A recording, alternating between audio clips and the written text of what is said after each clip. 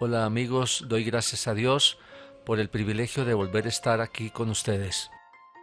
El Señor nos dice en su palabra, en Jeremías 9, 23 y 24, así dice el Señor, no se alabe el sabio en su sabiduría, ni en su valentía se alabe el valiente, ni el rico se alabe en sus riquezas.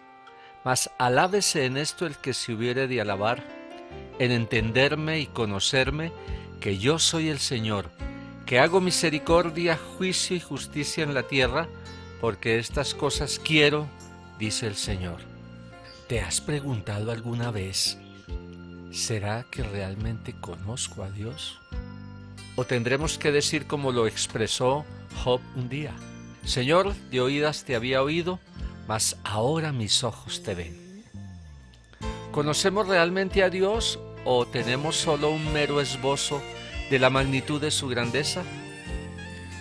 Bueno, el cristianismo moderno se ufana de conocer a Dios, pero lo que está haciendo es presentar un Dios distorsionado que dista mucho de lo que es el Dios verdadero. Está imaginando y presentando un Dios que se mueve por los sentimientos y no por los principios y leyes que Él mismo estableció.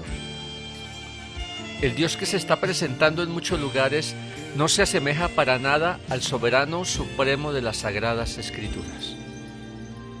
La gran mayoría está adorando a un Dios formado en su propia mente y en su propia carne. El concepto de Dios que se ha formado en la mente de la mayoría de los que se dicen creyentes es un Dios demasiado humano. Se ha humanizado a Dios y deidificado al hombre.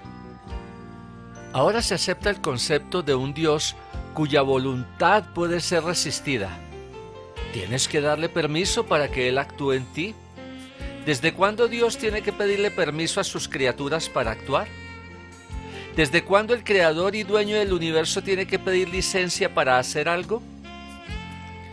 Se nos está presentando un Dios manipulable, a quien con ayunos, promesas y pactos podemos lograr que haga lo que a nosotros nos parece.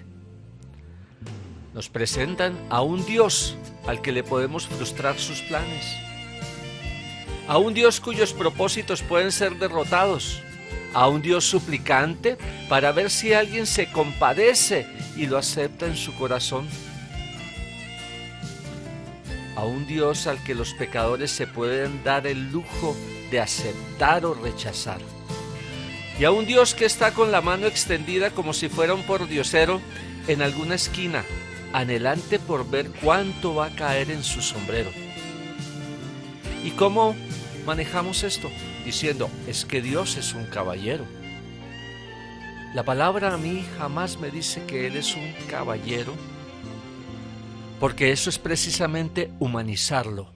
Tenemos que entender que Dios es Dios y seguirá siendo Dios, lo creas, lo aceptes o no. Nos están presentando un Dios que obedece a la voz de un hombre cuando le dicen, Señor, manifiéstate a la voz de tres. Y él tiene que estar expectante al más mínimo chasquido de dedos para simplemente obedecer. ¿Dónde está ese Dios en las Escrituras? Y la gente simplemente aplaude emocionada. Qué tristeza de verdad. ¿Y qué significa realmente esto?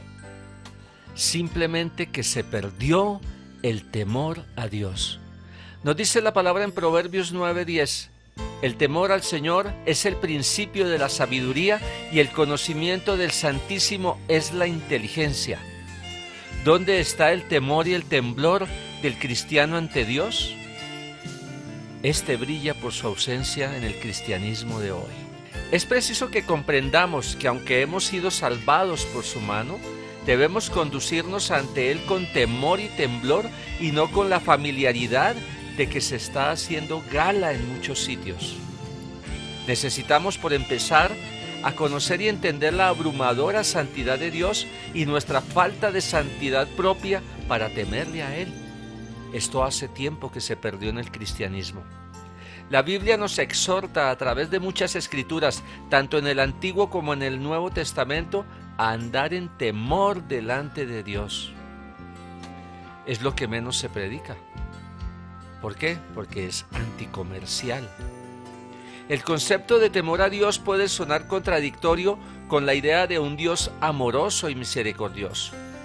Ahora simplemente se habla del amor de Dios y se está enseñando que el amor de Dios es hacer lo que nos parece con el beneplácito de Él. Sé que este tipo de mensaje es antipopular. Cuando hemos perdido el temor a Dios, estamos ni más ni menos que en medio de una catástrofe espiritual que más temprano que tarde desembocará en una catástrofe en otras áreas de nuestra vida. Esta siempre será una consecuencia directa y sin atenuantes de haber desafiado a Dios. Lo más grave de esta situación es que nadie podrá salvarnos, porque al enemigo al que nos enfrentamos no es otro diferente que Dios mismo, lo que no nos da la mínima posibilidad de victoria. El enemigo al que estamos enfrentando es Dios. Y usted se preguntará, ¿pero cómo así? ¿Dios nuestro enemigo? Tal vez se esté diciendo, la persona que está predicando se está pasando de la raya, pero no estoy inventando nada.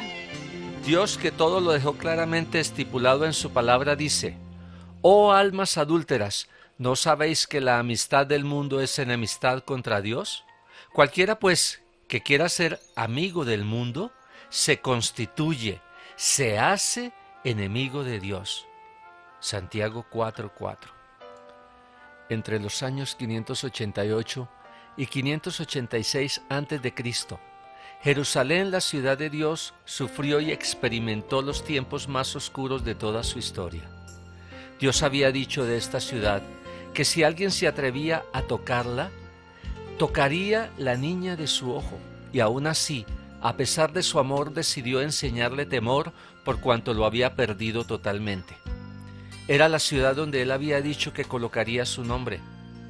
La ciudad de Jerusalén fue sitiada durante 2 años. La vida allí se volvió tan difícil que muchos se comieron a sus hijos, asediados por el hambre. Babilonia, siendo un pueblo pagano, liderado por Nabucodonosor, fue el hacha que Dios utilizó para desmenuzarlo todo.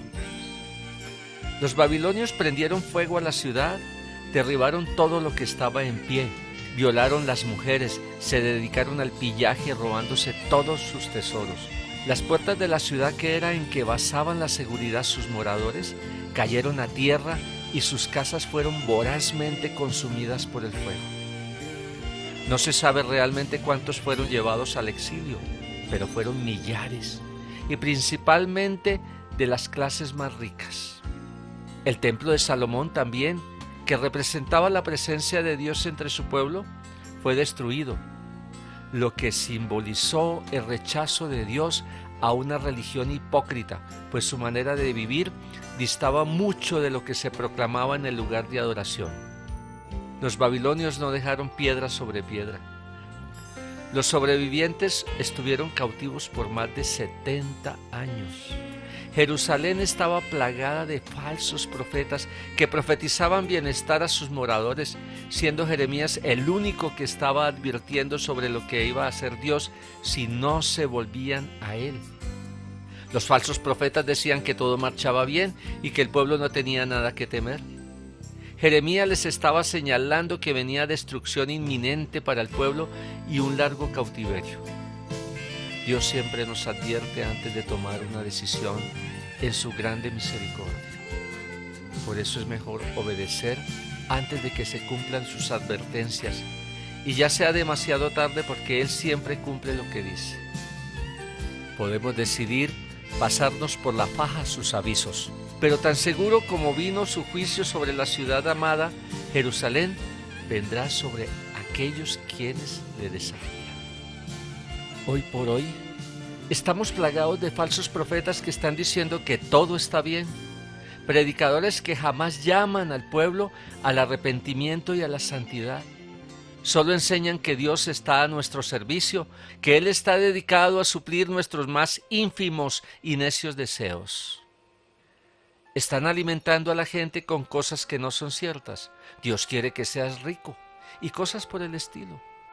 Satanás ha logrado llenar muchos lugares, muchas congregaciones de fiesta, piñatas, confites, payasos, y la gente corre desaforada de un sitio a otro a ver dónde se está ofreciendo el mejor espectáculo.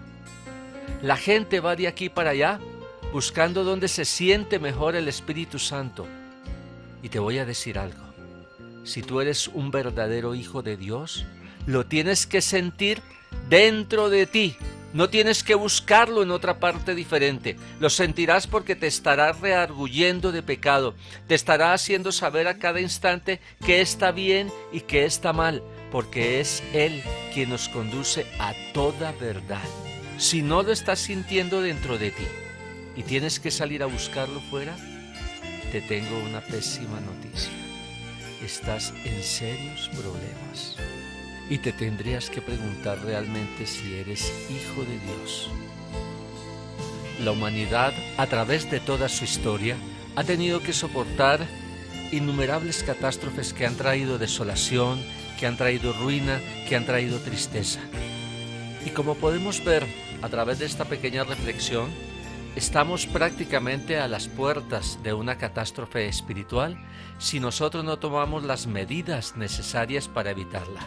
Y la forma en que lo podemos hacer es volvernos a su palabra, volvernos a las Escrituras y aprender de ellas, aprender que solamente yendo en pos de Cristo Jesús podemos tener la seguridad de ir en el camino correcto. Y cuando digo que tenemos que oír la voz de Dios, tenemos que aprender el momento de la transfiguración. Jesús se había despojado del velo de su carne, había invitado a sus más cercanos apóstoles para que le acompañaran. Allí en ese monte aparece Moisés, representante de la ley, Elías, representante de la profecía, y estaba Cristo Jesús. Pedro, emocionado, dice: hagamos 3 enramadas, una para Elías, una para Moisés y una para Jesús.